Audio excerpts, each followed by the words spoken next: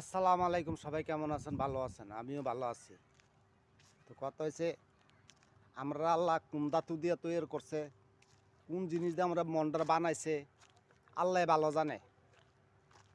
হ্যাঁ, কেন আমরা হাজার হাজার মাইল দূরে আছি, প্রবাসে আছি, ছেলে সন্তান ফ্যামিলি হালাই দিয়া। হ্যাঁ, ফ্যামিলি হালাই দিয়ে আমরা এত দূরে কি কেন আছি? আল্লাহর হুকুম না, আল্লাহর সৃষ্টিকর্তার হুকুম না। উনি ভালো রাখবেন, উনি খারাপ করবেন।